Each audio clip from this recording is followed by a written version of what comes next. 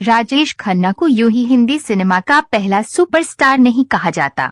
एक दौर था जब राजेश खन्ना की फिल्मों का दर्शकों के बीच बोलबाला था और उनकी शानदार पर्सनालिटी की लाखों लड़कियां दीवानी थीं।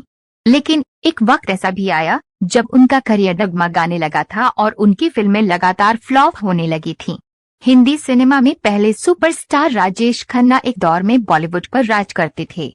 उनका स्टारडम ऐसा था कि उन्हें लेकर एक कहावत प्रचलित थी। ये कहावत थी, ऊपर आका और नीचे काका।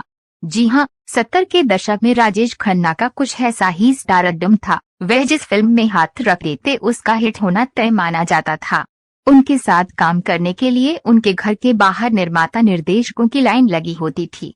हर कोई उन्हें अपनी फिल्म में कास्ट करने के लिए घंटों उनके घर के बाहर इंतजार करता था। यही नहीं, ये फिल्म मेकर्स राजेश खन्ना को अपनी फिल्म में साइन करने के लिए उन्हें मुंह मांगी कीमत देते थे। लेकिन काका को जब कभी कोई फिल्म पसंद नहीं आती थी तो वो इसे न कहने में भी देरी नहीं लगाते थे।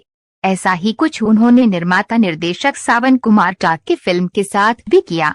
लेकिन जैसे ही राजेश खन्ना सितारे अर्श से फर्श पर आने लगे, यानी उनकी फिल्में फ्लॉप होने लगी, उन्होंने खुद सावन कुमार टाक को फोन करके उनकी फिल्म में काम करने की बात कही, जिसके बाद राजेश खन्ना के करियर को फिर उड़ान मिली। ये फिल्म थी सुतन, जिसे करने से कभी राजेश खन्ना इनकार कर चुके थे। लेकिन हमेशा निर्माता निर्देशकों से घिरे रहने वाले राजेश खन्ना की फिल्में जब एक कर लगातार फ्लॉप होने लगी तो उन्हें फिर सालों बाद उस फिल्म की याद आई जिसे करने से वे कभी इनकार कर चुके थे। जब सावन कुमार टाक सुतन का ऑफर लेकर राजेश खन्ना के पास पहुंचे थे, तब सुपरस्टार एक के बाद एक हिट दे रहे थे, लेकिन उनके पास डेट्स की समस्या थी। ऐसे में उन्होंने सावन कुमार टाक से कहा, फिलहाल मेरे पास डेट्स नहीं है। लेकिन 80 के दशक में राजेश खन्ना की कई फिल्में फ्लॉप होने लगी।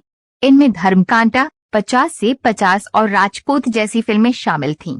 तब राजेश खन्ना के साथ वही हाल हुआ जब कामयाबी कदम चूमती है। काम की कोई कमी नहीं होती, लेकिन वक्त बदलते ही जमाना आंख दिखाने लगता है। फ्लॉप होती फिल्मों के चलते काका का हाथ भी खाली हो गया। ऐसे में उन्हें फिर सावन कुमार टाक की याद आई।